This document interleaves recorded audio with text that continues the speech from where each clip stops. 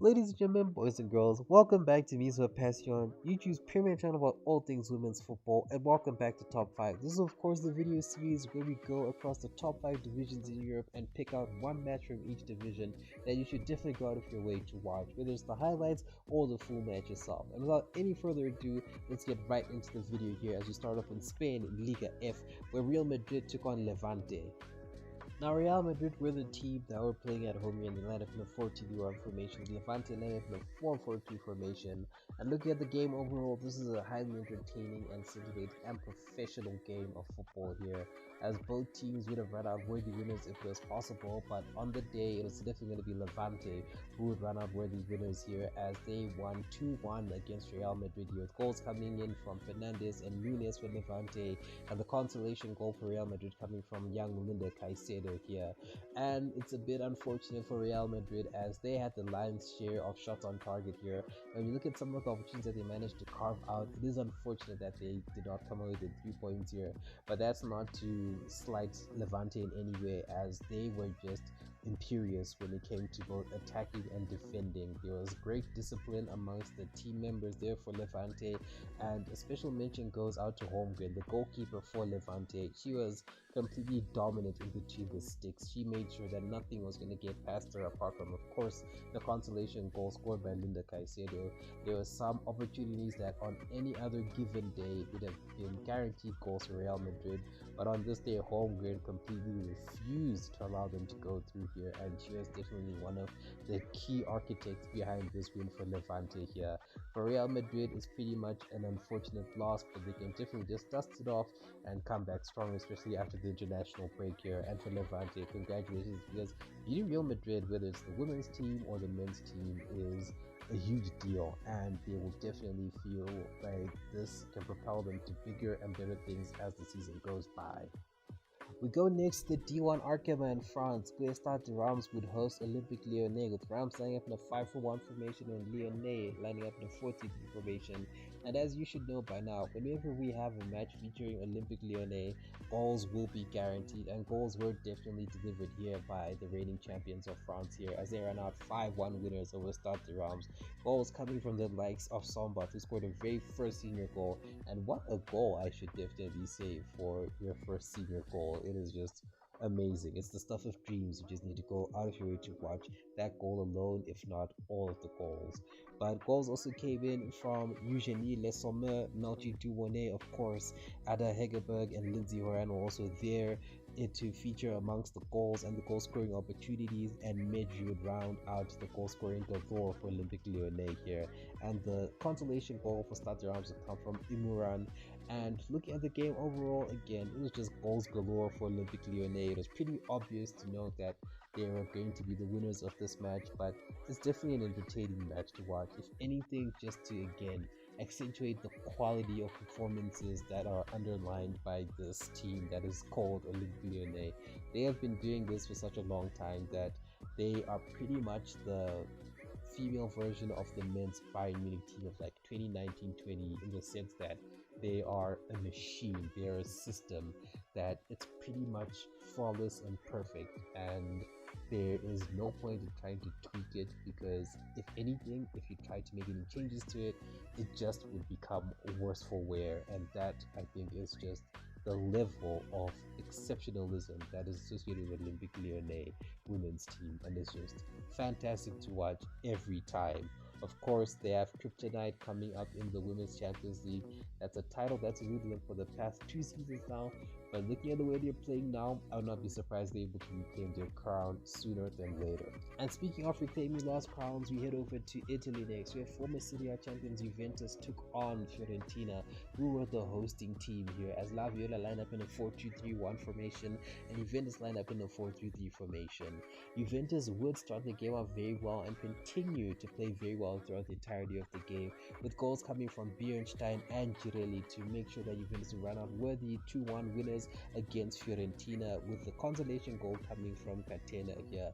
Notable performances come from Schroffenegger, the keeper for Fiorentina, who did a lot of effort and put in a lot of work to keep her team at bay against Juventus and trying to keep the scoreline pegged at 1-0 at some point, and eventually 1-1 when Tatiana eventually did equalize for Fiorentina. But unfortunately, despite her best efforts, it was going to be Juventus' day, as they did run out, were the 2-1 winners as mentioned before.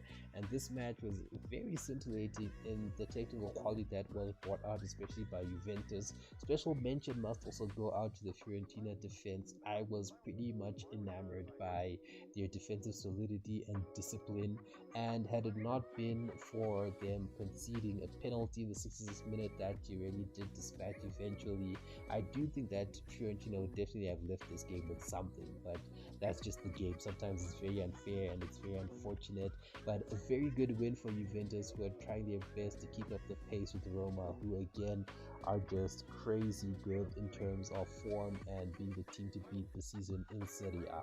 Our penultimate destination takes us to Germany, where Wolfsburg hosted Hoffenheim here. Wolfsburg lined up in a 4-2-3-1 formation, Hoffenheim lined up in a 4-2-3 formation. Of course, this was the first match for Wolfsburg on the back of their quote-unquote shock exit from the Women's Champions League at the hands of Paris FC. And Wolfsburg were definitely trying to exercise the demon of their defeat, and they started off pretty well in my opinion. But unfortunately, despite their best efforts, they would eventually go behind in the 17th minute off the back of a 1v1 goal scored by Specht here after beating the defenders and the keeper to break the deadlock and give Hoffenheim the early lead here. And Hoffenheim were pretty much fantastic in this game. Their defensive discipline was immaculate in my opinion. It impressed me more so than it did against the game for Fiorentina here, because anytime that Hoffenheim had lost the ball, they would quickly do their best to press and to get numbers in behind the ball to make sure they would defend their box and not give Wolfsburg a sniff at goal. And eventually they would be rewarded for the defensive solidity with another goal coming in the 45th minute, as a cross by Alba was deflected into the back of the net to give Hoffenheim the lead. Now, unfortunately for Hoffenheim, at the end, when all things were said and done, it would be Wolfsburg who would get a share of the bounty here, as both teams would share the points here, as Wolfsburg would come back from 2 goals down to make it 2-2, with goals coming from Alexander Popp and Janssen. And this was pretty much a very good display by Wolfsburg to show that they still have that mentality of being an elite team and of being champions, especially after such a very early hiccup, and again a heartbreaking moment for them to just bow out of the Women's Champions League so quickly, especially off the back of them being finalists just last season.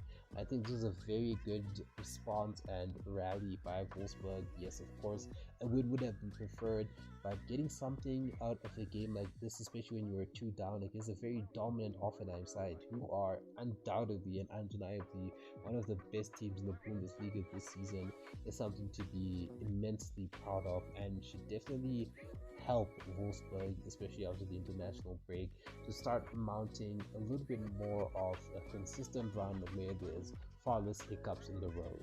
And the final top 5 game of the week goes to Chelsea versus Brighton and Hove Albion in the English Women's Super League. And Chelsea were the team at home, and they line up in a 3-4-3 formation, and Brighton and Hove Albion line up in a 5-4-1 formation. And when you look at the scoreline, you would say to yourself, it's Chelsea, it's a routine victory, as they came out 4-2 winners. But when you actually watch the match, you will see that Chelsea were essentially made to work for their victory here, as Brighton were the dominant team at the very beginning, and they pretty much echoed what the men's team does in terms of just being fearless and going at the opposition, regardless of whether it is a team that is better than them or weaker than them. And Brighton were the team to get the first goal thanks to Pauline Bremer, who was pretty much imperious against the Chelsea defense in the first half, as no one picked her up and she managed to go 1v1 with Anne-Catherine Berger and scored. And it seemed for a moment, especially in the entirety of the first half, that Brighton were favorites to pull off an upset victory here, but unfortunately, as the first half drew to a close, Chelsea were able to equalize through Şükür Nuskens, who scored a hat-trick on the day, and that's even more impressive when it's accentuated by the fact that she plays as a number 6, and the likes of Sam Kerr, Lauren James just had a poor day at the office here, so it was very good and very fairy tale-esque of Nusken to get herself a hat-trick, especially considering her position. But it's good nonetheless to see that when the likes of Sam Kerr and Lauren James aren't able to provide the goals, there are other players on the pitch for Chelsea who can definitely step up and get the much needed goals to get the win, as we saw in this match here. As for Brighton and Hove Albion, it will be a little bit unfortunate. They feel a little bit hard done by.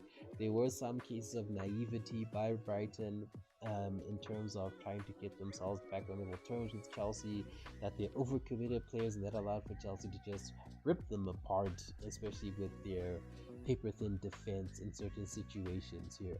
And it's definitely a learning curve for Brighton Hove Albion as to what is needed for them to be a more regular contender in the WSL.